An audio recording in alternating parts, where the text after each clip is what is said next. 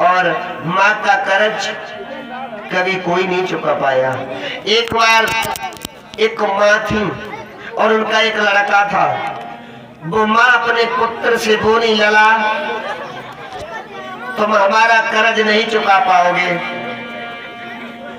तो वो लड़का एक दिन कहने लगा, माँ तुम हमसे रोज यही बात कहते हो, कर्ज नहीं चुका पाओगे, आज हम तुम्हारा कर्ज जरूर चुकाएंगे, बताइए आपका कितना कर्ज है हमारे ऊपर। तो माँ कहने लगी, बेटा सिर्फ एक रात को तू मेरे पास में सो जा, मैं समझूंगी मेरा कर्ज अदा हो गया। आज वो लड़का अपनी मैया के पास में लेट गया और उस बूढ़ी माँ ने कहा, बेटा मुझे एक लोटा में पानी ला दो। पानी लेकर के वो लड़का आया, मैया ने पास में रख लिया और बेटा को जैसे नींद आई परीक्षित जी, सोई मैया ने बिस्तर पे पानी फैला दिया। बेटा खड़ा हो गया, माँ क्या पागल हो तुम? जवाब दियो, बेटा बुढ़ापे पे हाथ कहाँ पे गए, लोटा गिर गो गलती से, दोबारा फिर पानी लाई दो। और वो लड़का दोबारा फिर पानी लेके आओ। फिर मैया ने रख लिया। जो बेटा को नींद आई सो एकदम से फिर पानी फैला दिया। और तीसरी बार मैया बोली, लाला फिर पानी ला दो। बेटा बोलो, हाँ जरूर ले आएंगे, देख लो तुम कब तक, मुझे क्यों ना पूरी रात जगते जगते हो जाए, लेकिन तुम्हारा कर्ज हम जरूर चुकाएंगे। तीसरी बार पानी लेके आया वो लड़का और माँ ने तीसरी बार जब बेटा को नींद आई सो ऊपर से फिर डाल दिया। बेटा बोला, माँ क्या पागल हो गई हो? माँ ने ताक से गाल पे तमाचा दिया, नालायक, मैं सालों साल तेरी पेशाब में सोती रही और तूने, तेरे ऊपर मैंने एक लोटा पानी डाल दिया तो कह रहा कि हम तुम्हारा कर्ज चुकाएंगे, तू हमारा कर्ज चुकाएगा? जवाब दिया, माँ मुझे माफ कर दो, मैं समझ गया माँ का कर्ज कोई नहीं चुका पाता है। सो रही थी मैं तो खोल के दीवार, वो भी दर्दी लगा दे चले गए, दर्दी लगा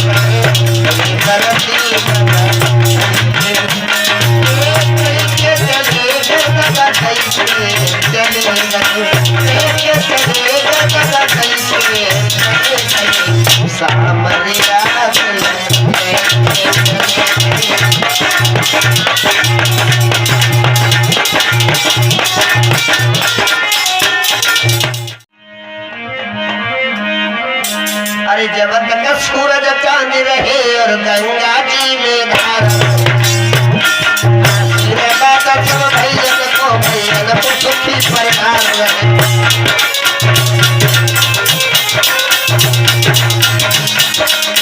भोला का बात मिटा रहे, घर में तक जगरिया है,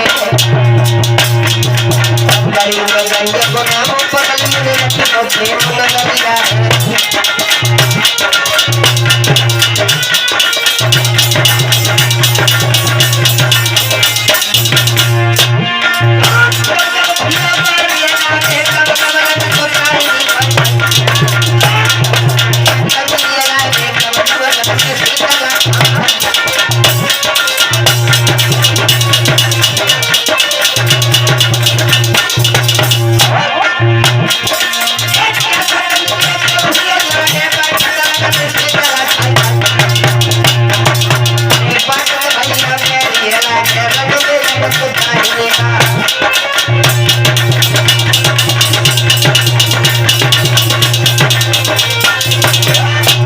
बोलिए भक्त और भगवान की, साचे दरबार की।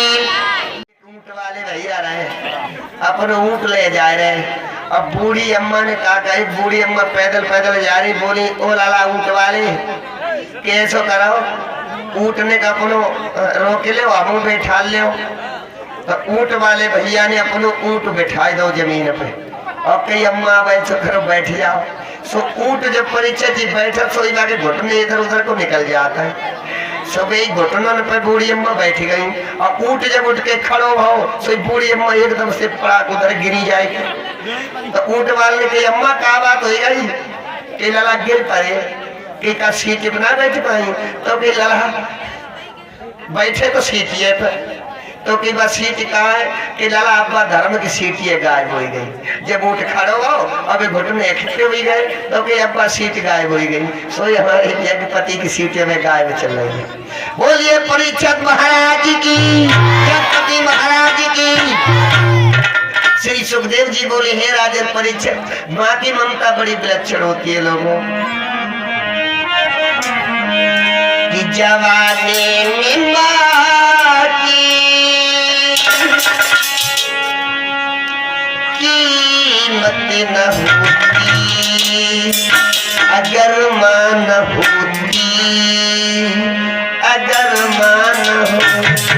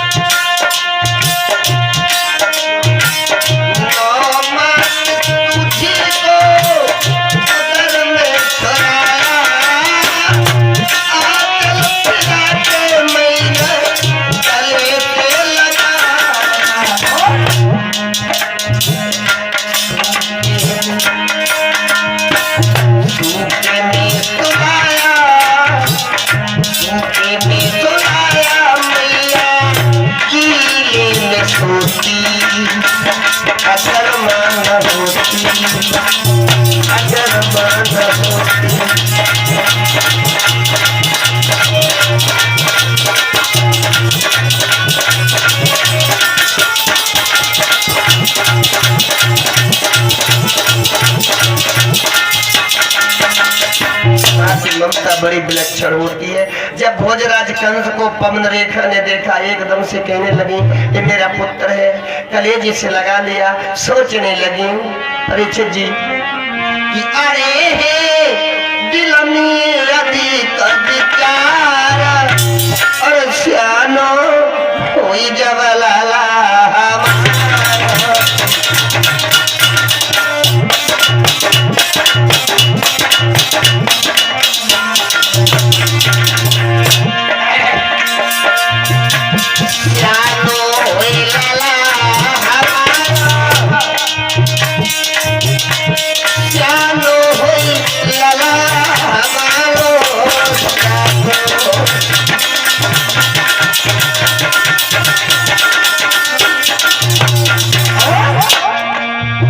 सोचने लगे मैं तो खुदा तकलीफ उठाऊंगी अपने लाला को नाई रुबाऊंगी।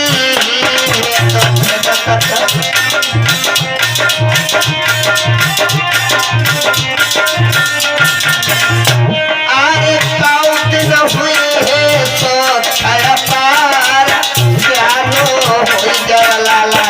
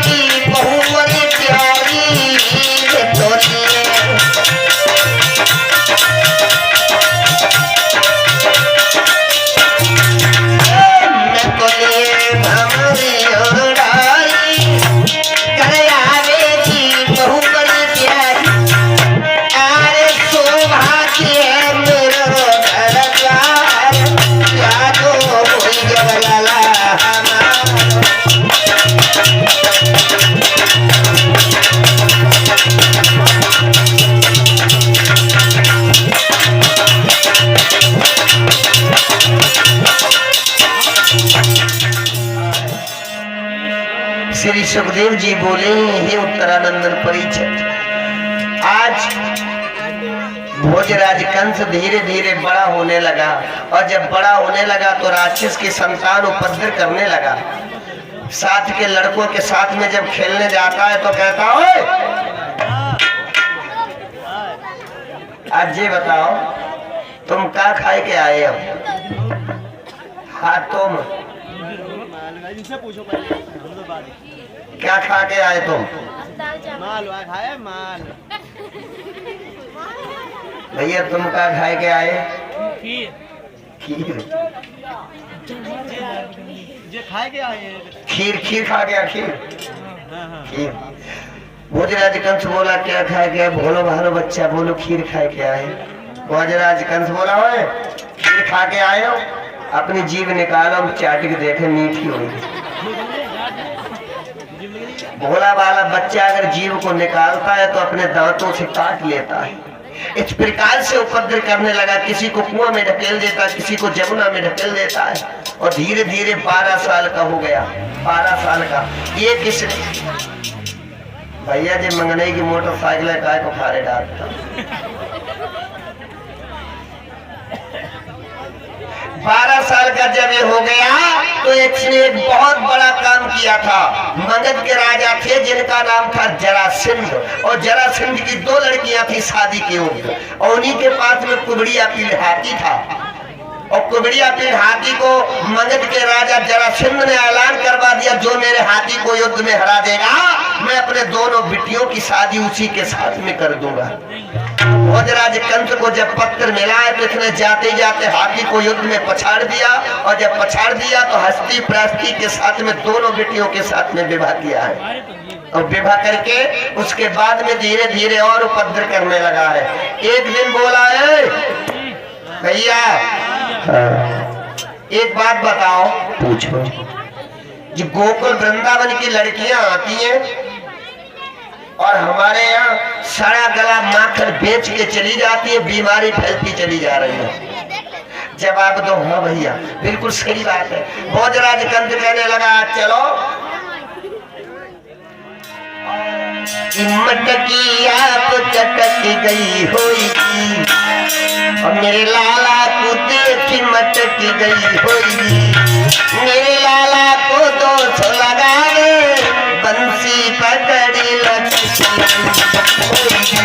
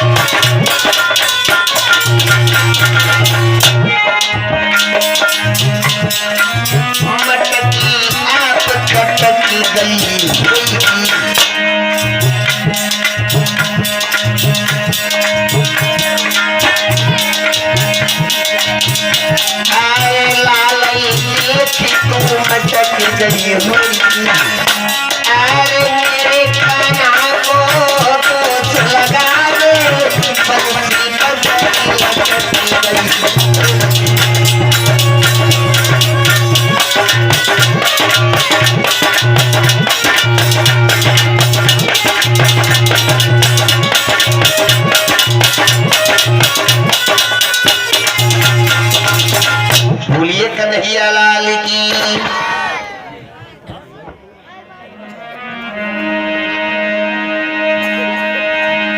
अरे पीती नंगी की पर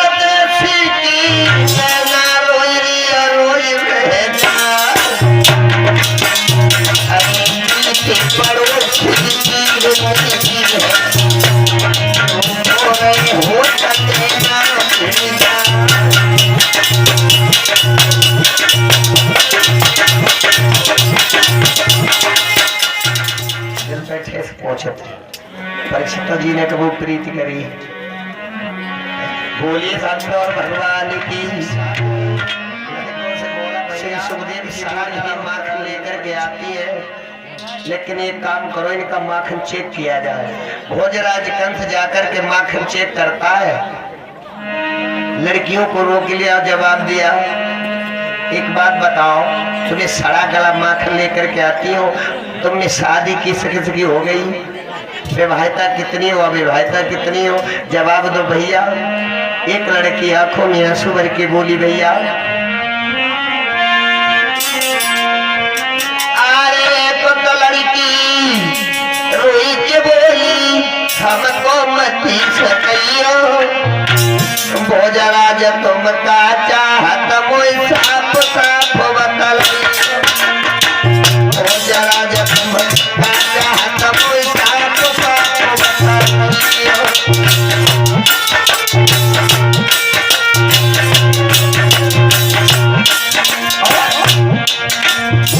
हम जे दोनों आगे ठाई गोकुल में आई,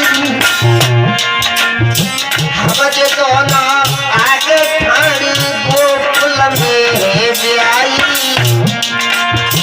मथुरा नगरी में लाला हम कहीं दे चले आई, मथुरा नगरी में लाला हम कहीं दे चले आई।